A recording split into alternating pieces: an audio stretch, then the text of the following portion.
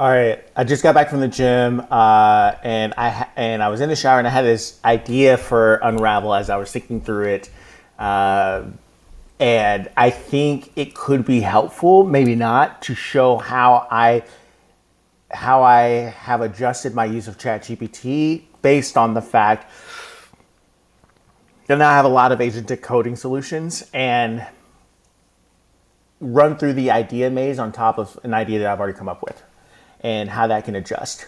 And so, again, I've mentioned this before, projects will really help you a lot because when you type in a new chat, it uses the context of all the other chats that you've ever had. And so, at first, Unravel I thought of was be something that would run as kind of like a, it just needed to take the code base from from Bolt and take that and put it into ChatGPT so I get to query questions against ChatGPT. This is before Bolt had discussion. This is before it had a GitHub connection, because now with the GitHub connection, you could actually probably just have it code to GitHub. If it runs into a problem, go into Claude, which is also like Claude has the ability to see if I can. Yeah, Claude has the ability right here. Ugh. Oh yeah, I would love to try it. Give me Claude 4. I appreciate you. I haven't used Claude 4 yet. I was planning on using it this weekend. So it has add from GitHub. Okay, so it already has like some of these elements, but before that, it never had, like, these things didn't exist. So even if Claude had the GitHub connection, Bolt didn't. And so now Bolt can run code. It automatically uploads or syncs bidirectionally with GitHub, and I can go into Claude and then say, hey, based on this file, it's giving me some problems. Can you help me troubleshoot it? When I created Unravel back in like January or February, it was just to solve a problem that I had, which are basically all the products you're seeing featured on this channel or that I'm building are problems that I either have currently or that I previously had. And one of those problems now is what Unravel is about to be. And so it started out as just a way to do that. Then I thought it could be some type of Google Chrome extension where you could easily like query. You could basically, instead of coming to ChatGPT, you could have ChatGPT running in an extension, and then you would basically like pull it down,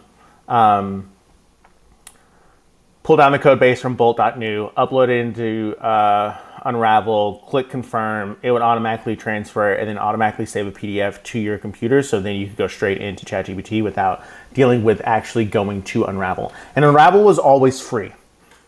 I didn't know how to monetize it, and I didn't feel like monetizing it because it's all run locally. So there was no hosting on my end other than, whatever fees Netlify charges me, which are kind of negligible. I mean, it's not like getting thousands of users, probably like, I don't know, a couple dozen a day or something like that. And so at that point, I kind of was like, okay, I need to do something extra because, like Bolt now has discussion mode, and I knew I was going to have to do extra before that. And then also now Bolt has GitHub, and ChatGPT is about to have the GitHub. Now you have Jules, which you probably saw a demo of me working on that with Echo Press Club, or you will eventually. I'm going to start using that every day in my workflow because you get 5 free tasks. And I think like you're losing money. There's no reason to lose money like that if they're giving it for free. And that runs on, I believe, Gemini 2.5 Pro. So now we have all these like agentic things that plug into your GitHub automatically. Replit plugs into your GitHub automatically.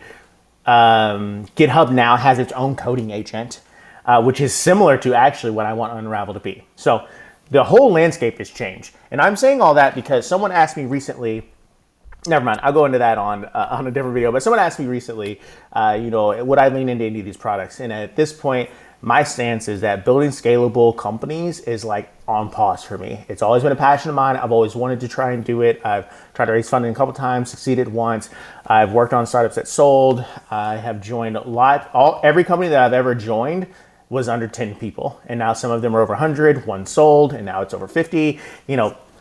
All these things happen when you're just passionate about building things that don't exist, or at least not in the current form that you think it should exist. And so my answer to that person was, would I ever lean into a product in it? Kind of like, not really. One, because I'm solving all these products are to solve a problem that I personally have. And if someone else also has that problem, then great. Like, you can use this product, maybe pay me a little for it. But also, like, I'm not trying to scale any of these companies. I'm not trying to hire people, not in the traditional way. I am building a collective of people who want to use agentic coding platforms, and we can all build them together. Because at this point, if we can build anything that we want, really the hard part is just like writing the code and testing and deploying and running like different levels of like developer tools to make sure that we're maintaining the code and things like that and iterating software based on customer feedback. And so that's one thing. I'm not going to lead or manage anyone there. It's just going to be like a come and go collective. That'll be launching probably in July.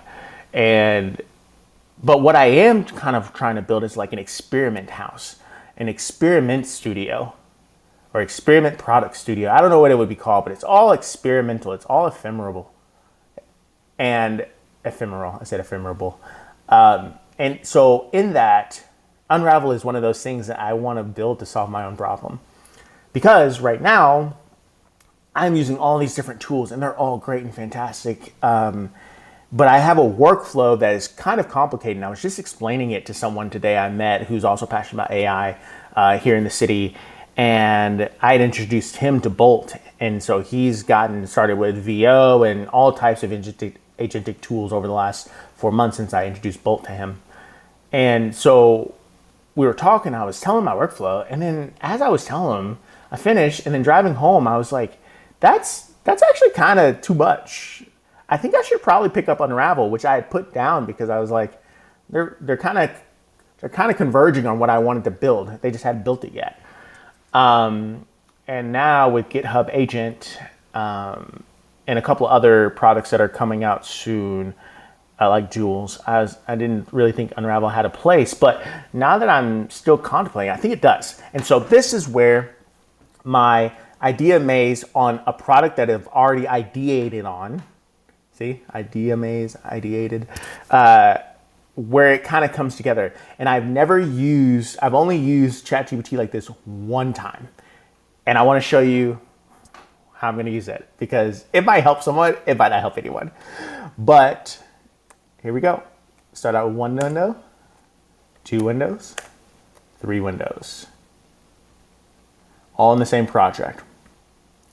And so now I'm going to have an idea maze on top of all the ideas, since it already has all the custom or all the context for the platform overview, what I wanted to do, the naming, what the Lex platform was, the building vision, the product building vision. And I'm going to start adding on to it little things that I just want to know if it's possible.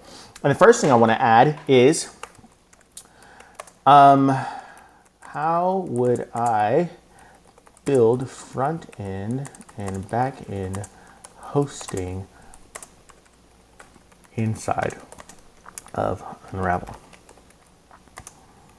so that I don't have to go to Netlify. I don't have to go,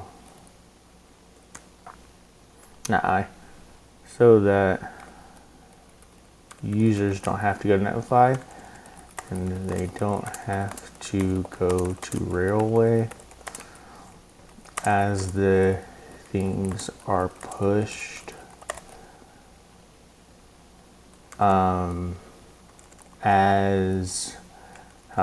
as Lex is finished with tasks, it automatically goes live since we are thinking about an automatic Git-like structure that is an evolution of GitHub.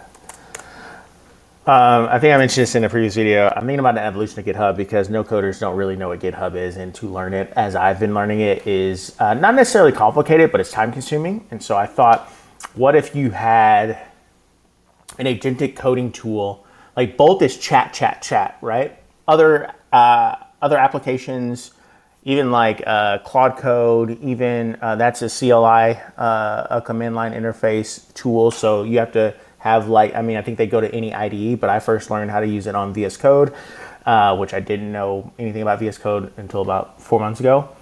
Some of these other tools and coding things work through other APIs, or you have to, use some type of like IDE, which is like VS Code.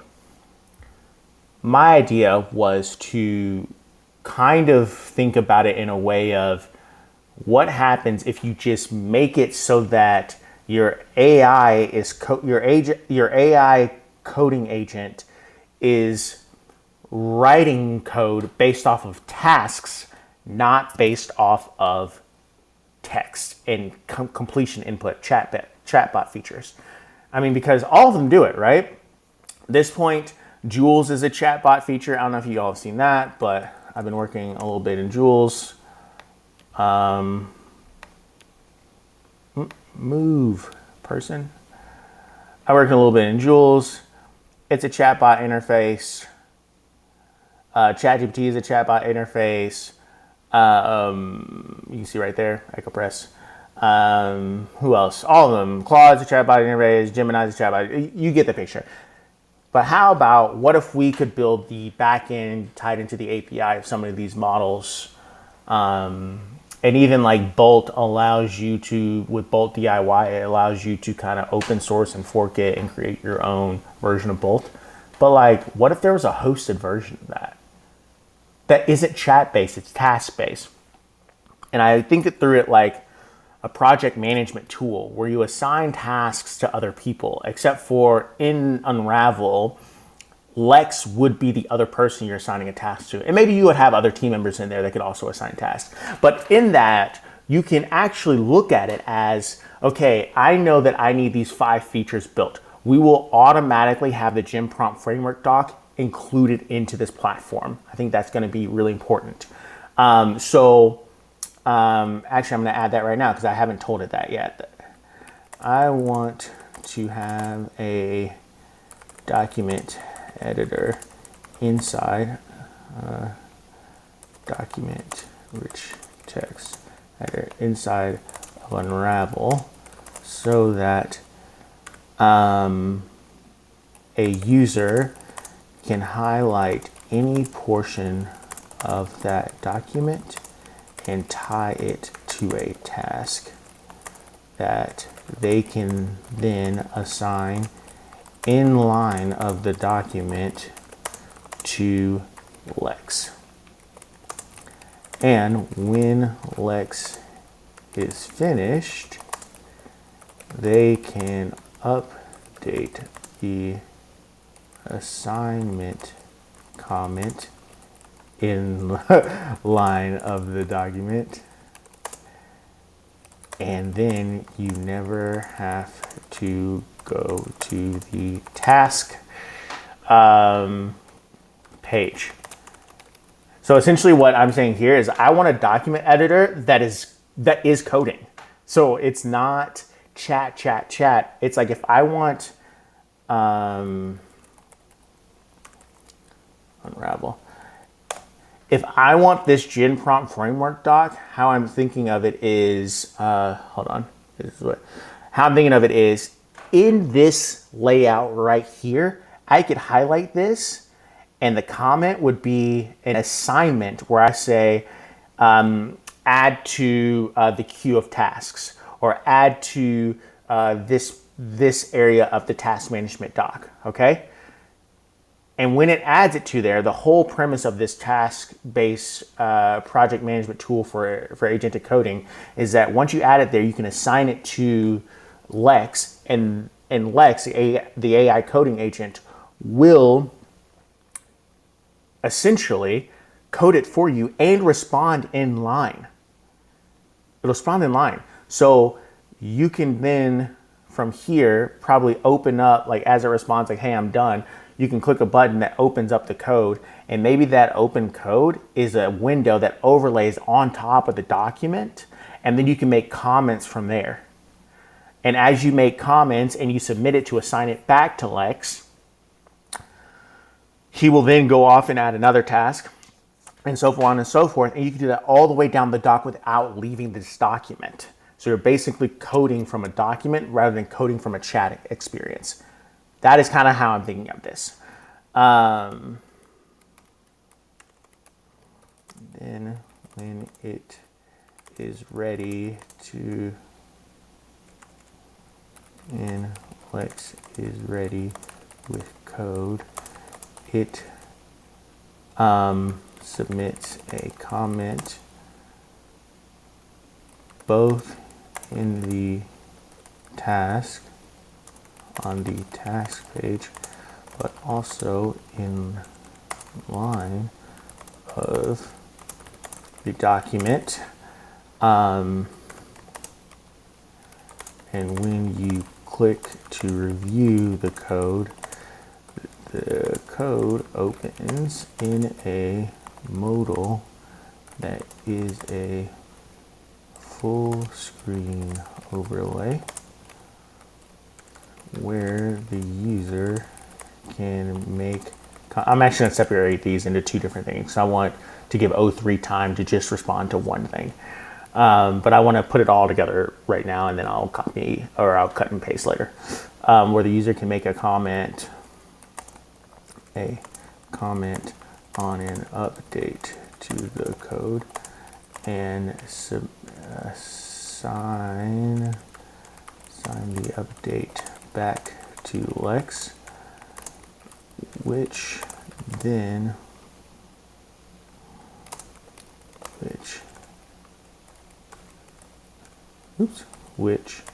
automatically syncs as a comment on the task as well, and assign the update back to Lex,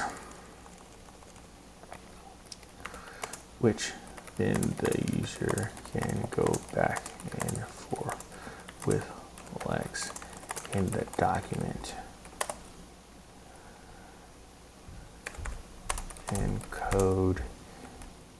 This essentially reminds me of like how, actually it reminds me of how Descript allows you to edit video. Well, first it started by allowing you to edit podcast audio by editing a doc. Now I think it's at a point where I'm pretty sure Descript now edits video as well based on a document.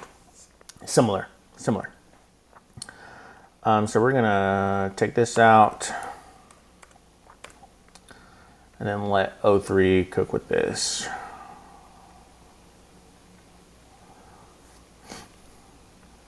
I'm gonna plug this in at the bottom.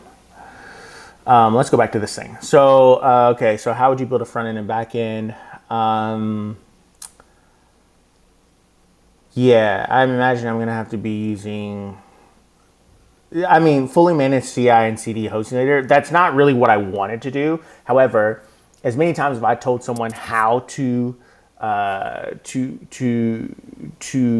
start Railway, like Netlify is already hard enough, and now we have Superbase who, bless their heart, I believe that edge functions could be backend, but it isn't. Not for the stuff that I'm building. Maybe for some things it can operate as backend, those edge functions, but in a lot of ways it really helps. I'm using so many other APIs and call-ins and custom things and multiple agents inside of one prompt, and it just adds up. You really do need a backend for some complex things. And so what I'm thinking here is, like, instead of having Railway, this thing would actually build it. Because at the end of the day, if Unravel is going to be kind of a successor to the way that people code with Git going up and down, it's an auto Git. It automatically saves every code change automatically. You don't need Git when you need Git when other people are writing the code. I think that's like what I've come to learn. You need Git when other people are writing code. When Claude's writing the code, or now, like, even with agents, when Claude's writing the code, when Jules writing the code, when Bolt writes the code, when Replit writes the code, you need Git to, like, make sure you know where the code's coming from. But if all the code is written by Lex,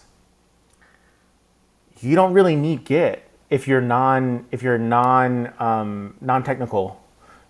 Because all the code's being written by one person. And then if you hire people, then you can use Git. Or maybe you still could just have the names tagged to each update. same way that Git does, except it's just different. It's just a different way to think through like all this stuff. Because when I learned about pull and merge and all these requests and stuff, it was hard, and I was trying to explain to someone who's also not technical, and I was just like, I need to build something that's just easier. Okay, so this is going to give me all the information. I'm going to have to read all this later. I'm not going to read this in front of you because it's going to take a while, and I'm going to have to ask questions back and forth. But I really just wanted to know, because every time that you start a project, then the next project has, okay, so it's already thought through this. Great. O3, go again. The next project that I'm about to start here will now have the context of these first two tabs. And so I'm essentially building out what the product suite or what the technical feasibility is going to be for all of these.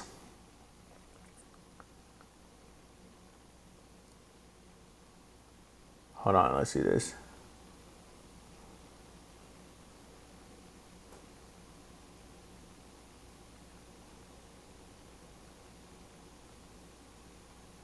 Yep.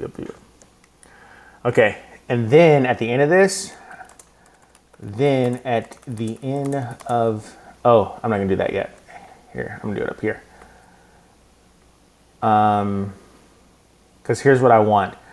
I also want a feature where at the end of every day, Lex records a breakdown in plain language of everything that he's done for that day with a complimentary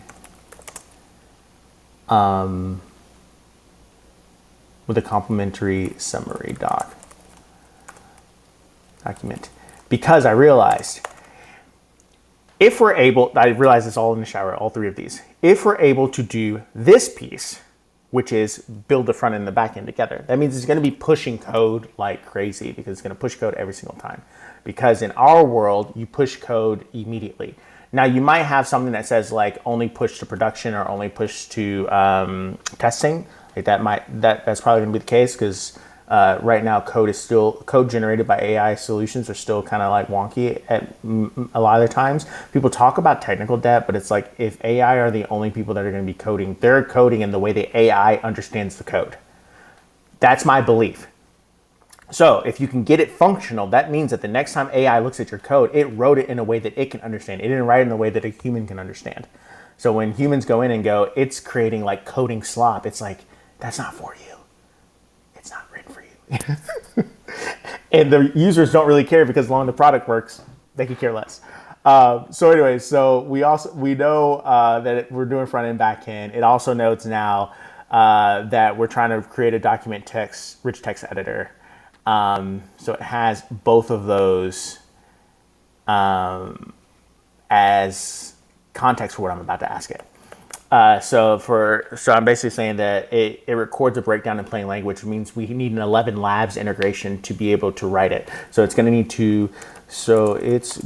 to need to have a way to write a script that updates in plain language everything it did, then upload that to 11 labs for recording, then post that back into Unravel, which means we'll need an audio player built into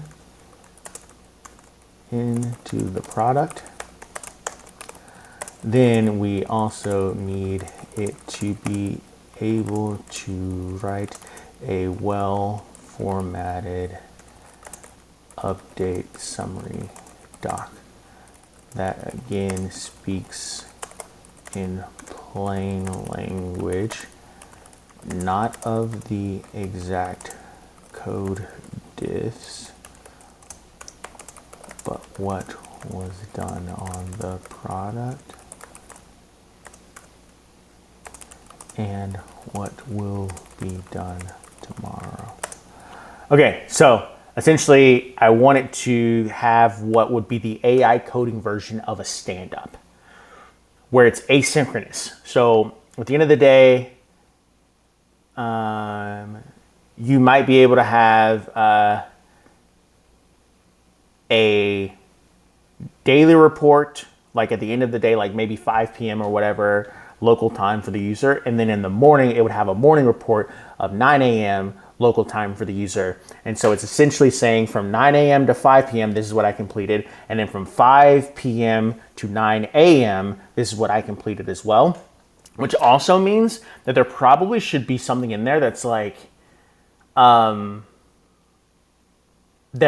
like everything goes to testing until it's approved by the person to go to product. And I think that needs to be automatic, which means it needs to be in the task Kanban.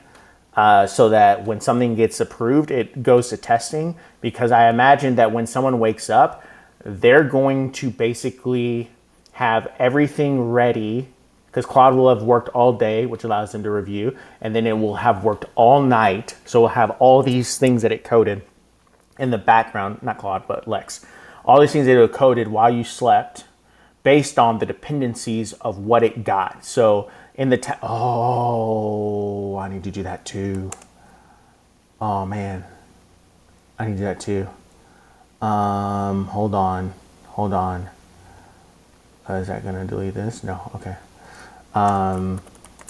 The task management page of the application needs to have the ability to attach some tasks as dependents of another, which means that until a task is approved, the dependent task cannot be started by Lex. How would you code that into the platform so that it's hyper intuitive for the user? I always ask it how it would do something rather than telling it to do it, especially at this stage. Okay, so that's gonna have task dependency. Okay, so actually I need that to be in here. I totally forgot. So I needed to have the context. I forgot I thought about this to task dependency.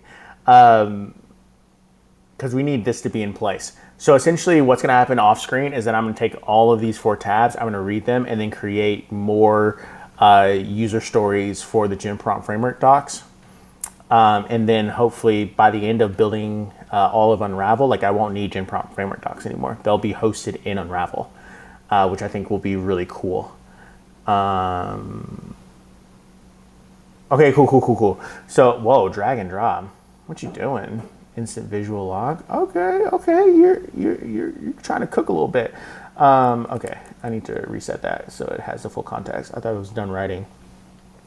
This is kind of the fun part. The sales part is going to be not fun. So I'm doing a whole month of distro in, shoot, is that coming? In June, yeah. The whole of June, I'm just doing distro because I got to get some of these products out so I can make some money so I can build more products.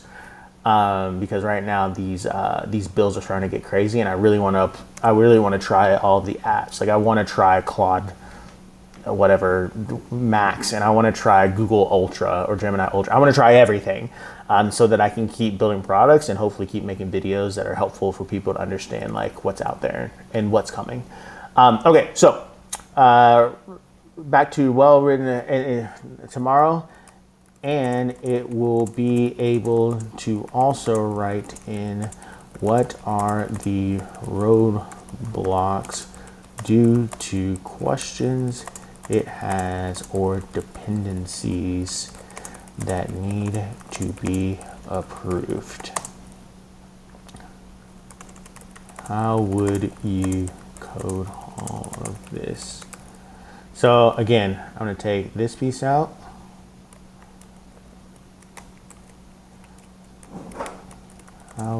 you code this? It's still in 03, great.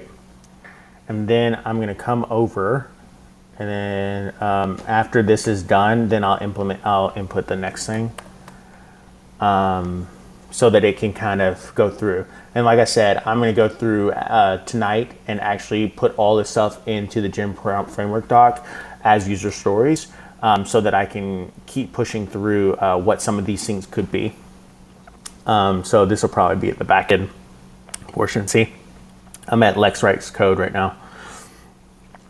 And now I've thought about it, and I wrote this. When did I write this? When was my last update? I think it was a while ago.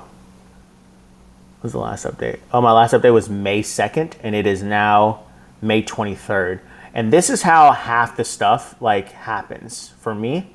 I will be working on a lot of other products and projects, and then randomly I'll be thinking about something, or I'll have a conversation with someone, and then it's like, oh wait, I started a product like that. And so I'm just, again, this is just an experimental product house, I think. Okay, so it's done with that. So now we're gonna add this. I think, again, if you're trying to build something for non-technical founders, which almost every product I'm trying to build for non-technical founders, and you're really trying to solve one thing at a time. You're not trying to create an all-in-one. I don't want to create Bolt. I don't want to create Replit, but I do want to make it a little bit easier. And so some of that might be getting rid of the notion that we'll do front end and back end.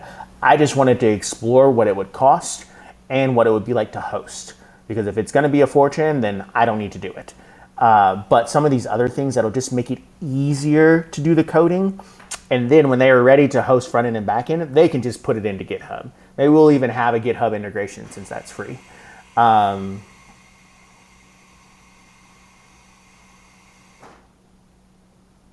love that we get so many O3s. That's probably why I haven't run against this in a while. Okay, so that's the end of this video. Now you've seen how I work through the idea maze. You've heard me talk through it. I know I talk fast. Sorry. Slow it down on your YouTube, I guess. But it's really exciting what's coming, and I think like this is the ability to play while building. I think is really important to get excited about things. I think that only happens when you take the time to kind of explore and give yourself a chance to like sit on something. Like I said, I haven't touched this Unravel Gym Prompt Framework doc in like, what's the 23rd? So almost 20 days. I just kind of let it sit while I work on other things. And now I'm like excited about it again. And that is what happens when you have like 20 projects or products that you're working on.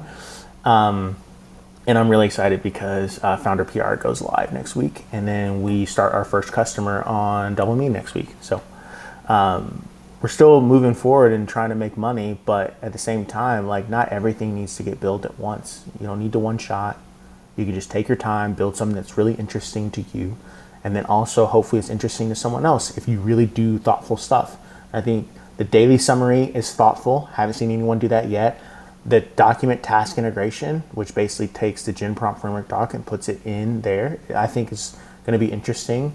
Task dependency is also really important because we're going to be using AI code, and if it can code everything, it needs to know when to stop for something to be tested first. It's not going to know that. And you can write all the unit automatic testing that you want. It still won't actually know 100% of the time if something is good to go into production. So that's why we want to have task dependency. And then right here, we're not sure yet, but it could be an option to do some hosting ourselves. So it's just all about just taking your time and thinking through problems. See ya.